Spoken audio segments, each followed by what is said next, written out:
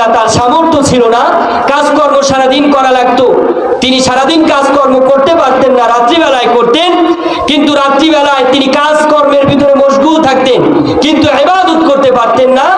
আর একটা গুণ ছিল যে তিনি যখনই আল্লাহ পাকের আহ্বান চলে আসতো, আজানের ধ্বনি তার কানের ভিতরে চলে আসতো, সাথে সাথে তিনি সমস্ত কাজ তিনি ফেলে আল্লাহ পাকের ডাকে সাড়া দিতেন।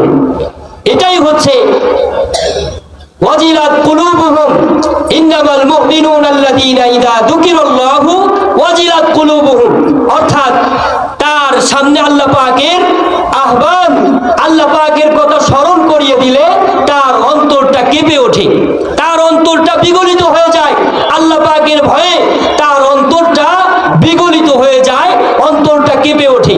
এই যে আপনারা যারা এখন ওয়াজ শুনতে এসেছেন, ওয়াজ শুনতে আসার পর, কোরআনের কথা শোনার পর, আল্লাহ পাকের কথা শোনার পর আপনাদের দিলের ভিতরে কেঁপে ওঠে, তারা তো মুমিন।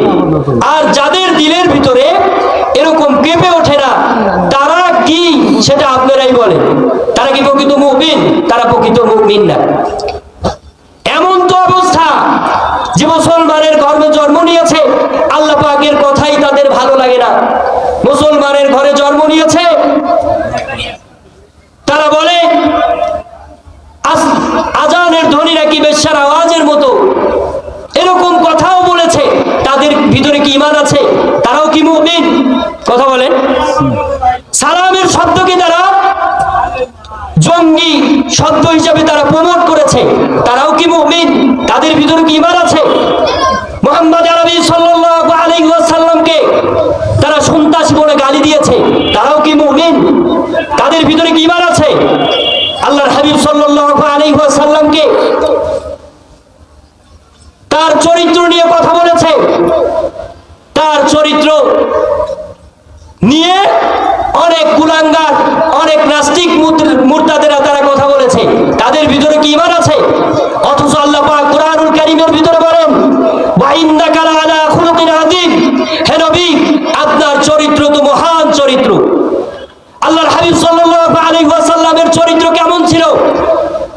কাবা গৃহ নির্মাণ করার সময় মক্কার ছোট ছোট বাচ্চারা তারা পাথর মাথায় বহন করছিল, আল্লাহর হাবিব সাল্লাল্লাহু আলাইহি ওয়াসাল্লাম তিনিও তার মাথায় পাথর বহন করছিলেন। আল্লাহর হাবিব সাল্লাল্লাহু আলাইহি ওয়াসাল্লামের কষ্ট হবে ভেবে হুজুর পাক সাল্লাল্লাহু আলাইহি ওয়াসাল্লামের চাচা হযরত আব্বাস রাদিয়াল্লাহু তাআলা আনহু তার পরনের কাপড়টা খুলে তিনি মাথায় বেঁধে দিলেন। মহানবী সাল্লাল্লাহু আলাইহি ওয়াসাল্লাম সাথে সাথে বেহুশ হয়ে গেলেন। আমাদের নবীর চরিত্র এরকম ছিল যে তার পরনের কাপড় খুলেছেন ছোট অবস্থায়, তারপরেও সে বেহুশ হয়ে গিয়েছে, কারণ এটাও আমাদের নবীর শানে যায় না। আল্লাহর হাবিব সাল্লাল্লাহু আলাইহি ওয়াসাল্লামের চরিত্র এমন ছিল, আল্লাহর হাবিব সাল্লাল্লাহু আলাইহি ওয়াসাল্লাম যখন তায়েফবাসীদেরকে দাওয়াত দেওয়ার জন্য গেলেন, তায়েফবাসীরা মহানবী সাল্লাল্লাহু আলাইহি ওয়াসাল্লামকে তারা এমন ভাবে পাথর নিক্ষেপ করলো, মহানবী সাল্লাল্লাহু আলাইহি ওয়াসাল্লামের গা মুবারক দিয়ে রক্ত বেয়ে বেয়ে পা মুবারক পর্যন্ত চলে আসলো। এই অবস্থা দেখে হযরত জিবরাইল আলাইহিস সালাতু ওয়াস সালাম বললেন, হে আল্লাহর হাবিব আপনি শুধু আমাকে অনুমতি দেন, আমি এই তায়েফবাসীকে এই পাহাড়ের মাঝখানে রেখে এমন ভাবে তাদেরকে আমি চাপ দেব, এই তায়েফবাসীর নাম নিশানা পর্যন্ত থাকবে না। মুহাম্মদ আরবি সাল্লাল্লাহু আলাইহি ওয়াসাল্লাম তখন বলেছিলেন, হে ভাই জিবরাইল তুমি যে তাদেরকে ধ্বংস করে দিবে, তুমি যদি তাদেরকে ধ্বংস করে দাও আমি এই দ্বীনের দাওয়াত কার কাছে দেব? এমন ছিল আমাদের মহানবী সাল্লাল্লাহু আলাইহি ওয়াসাল্লামের চরিত্র। বাংলার জমিনে, পৃথিবীর জমিনে এমন কিছু নাস্তিকেরা তারা আমার নবীর শানে এমন এমন কথা বলেছে, তারা বলেছে মুহাম্মদ হচ্ছেন নারী নবী। আমাদের নবী যদি নারী নবী হতেন তাহলে কখনোই মহানবী সাল্লাল্লাহু আলাইহি ওয়াসাল্লাম একজন যুবক মানুষ হয়ে কখনো তিনি একজন বৃদ্ধাকে তিনি কখনো বিবাহ করতেন না। আমাদের নবী করিম সাল্লাল্লাহু আলাইহি ওয়াসাল্লাম যদি নারী নবী হতেন তাহলে কখনোই তিনি একজন যুবক হয়ে তিনি কখনোই কোনো বৃদ্ধাকে তিনি বিবাহ করতেন না।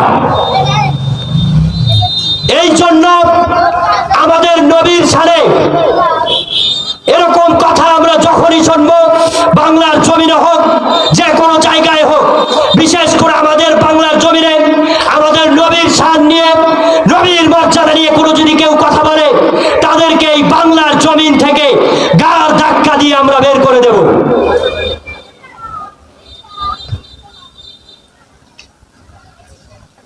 আমাদের নবীর ব্যাপারে মহান হযরত আম্মা জান আয়েশা রাদিয়াল্লাহু তাআলা আনহা বলেন, আমাদের নবীর চরিত্র ছিল হচ্ছে কোরআন। সেই জন্য আমাদের কাছে স্পষ্ট যে আমাদের নবীর চরিত্র হচ্ছে সব থেকে উত্তম চরিত্র। এটা আমাদের কথা নয়, এটা আল্লাহ পাক কুরআনুল কারীমের ভিতরে বলেছেন, ওয়া ইন্নাকা লাআলা খুলুকিন আযীম। যে নবী আপনার চরিত্র তো মহান চরিত্র, উত্তম চরিত্র। তো আমরা তাহলে মুমিনের এক নাম্বার সিফাত আমরা জানতে পারলাম যে মুমিনের সামনে আল্লাহ পাকের কথা বললে, আল্লাহ পাকের কথাকে স্মরণ করিয়ে দিলে তার অন্তরটা কেঁপে উঠবে। বুঝতে পেরেছেন? এরকম যদি আমাদের হয় তাহলেই বুঝতে হবে আমরা প্রকৃত মুমিন হতে পেরেছি। বুঝতে পেরেছেন? আর যদি আমাদের এরকম মনে না হয় তাহলে বুঝতে হবে যে আমরা এখনো প্রকৃত মুমিন হতে পারি নাই। আমাদেরকে প্রকৃত মুমিন হতে হবে। বুঝতে পেরেছেন? দ্বিতীয় নাম্বার মুমিনের সিফাত, আল্লাহ রাব্বুল আলামিন কুরআনুল কারীমের ভিতরে বলেন, ওয়া ইযা তুলিয়াত আলাইহিম আয়াতুহু যাদাতহুম ঈমানা। মুমিনের দুই নাম্বার সিফাত হচ্ছে, দুই নাম্বার গুণ হচ্ছে, মুমিনের সামনে কোরআন তেলাওয়াত করা হবে। আর এই মুমিনের যে কোরআন তেলাওয়াত শুনে, মুমিনের কোরআন তেলাওয়াত শোনাটা তার ভালো লাগবে। এই কোরআন শুনে তার ঈমানটা আরো বেড়ে যাবে। বুঝতে পেরেছেন? দুই নাম্বার সিফাত হলো মুমিনের কোরআন শুনতে ভালো লাগবে, কোরআন শুনতে তার মজা লাগবে, কোরআন শুনলে তার ভিতরে আনন্দ হবে, আনন্দ লাভ হবে। এই জন্যই তো মাহফিলে কোরআনের কথা বলা হয়। মাহফিলে যে সমস্ত যুবক ভাইরা আসে, সেই সমস্ত যুবক ভাইরা যারা নামাজ পড়ে না, তারা এই মাহফিল থেকে নামাজের ওয়াদাবদ্ধ হয়ে যায়। যারা দাঁড়িয়ে রাখে না, এই কোরআনের কথা শুনে তাদের দিলের ভিতরে ঈমান বেড়ে যায়। সে এখান থেকে দাঁড়িয়ে রাখার ওয়াদাবদ্ধ হয়ে এই ওয়াজের ময়দান থেকে সে উঠে যায়। এই কথাই আল্লাহ পাক কুরআনুল কারীমের ভিতরে বলেন, ওয়া ইযা তুলিয়াত আলাইহিম আয়াতুহু যাদাতহুম ঈমানা। যে মুমিনের আরেকটা সিফাত হলো যে মুমিন যখনই কোরআন তেলাওয়াত শুনবে, তার সামনে কোরআন তেলাওয়াত করা হবে, তখন মুমিনের ঈমান বেড়ে যাবে। এই কোরআনের আওয়াজ এটা তো ভালো লাগে না কাদের কথা বলেন? এটা তো ভালো লাগে না হচ্ছে কাফের মুশরিকদের।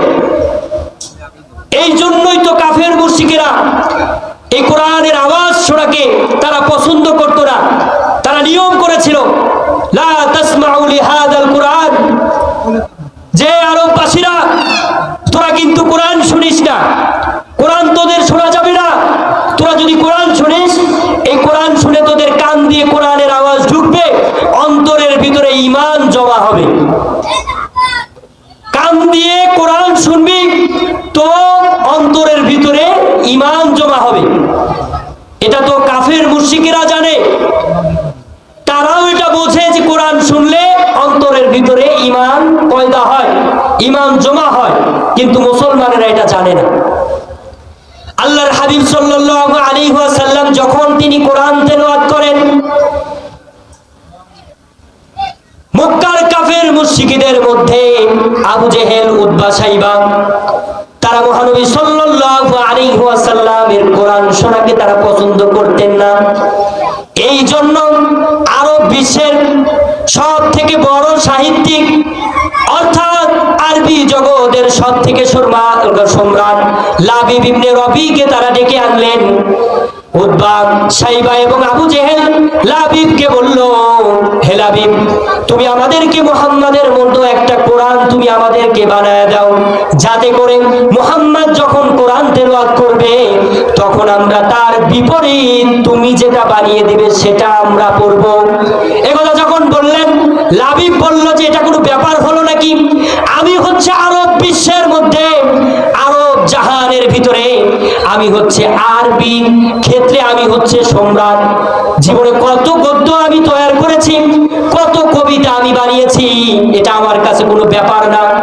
এটা বলে লাবিব শুধু বলল যে এর অনুরূপ একটা মিসাল তুমি আমাদেরকে নিয়ে আসো, আমার কাছে নিয়ে আসো, অনুরূপ কিছু আমার কাছে দাও।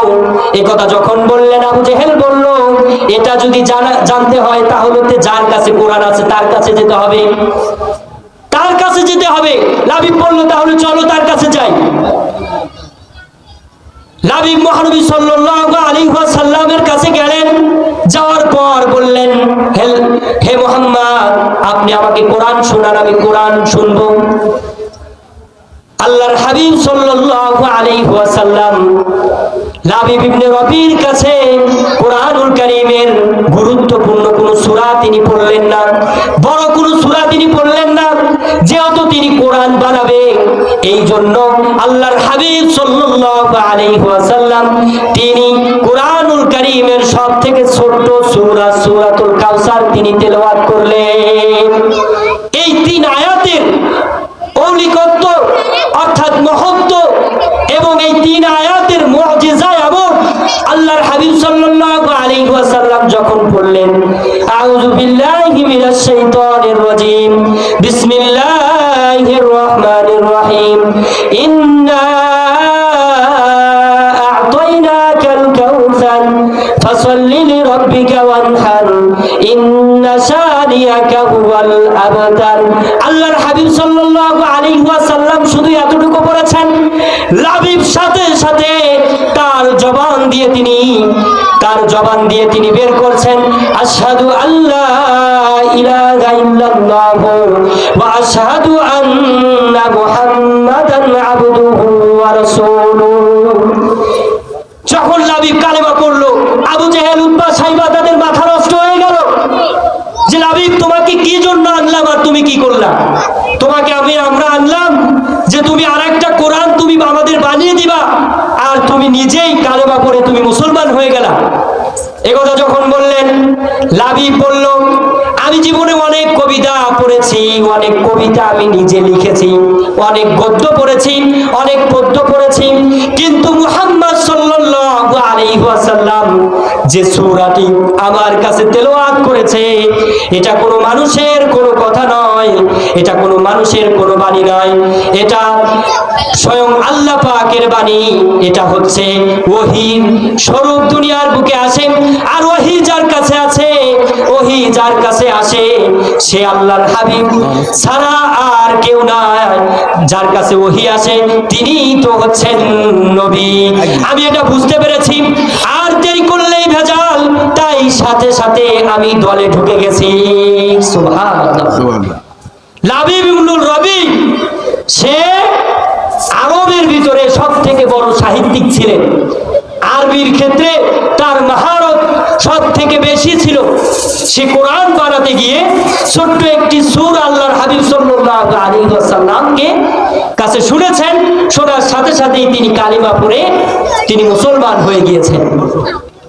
এটাই হচ্ছে ওয়াইদা তুলিয়াত আলাইহিম আয়াতুহু যাদাতুহুম ঈমানা, যে যাদের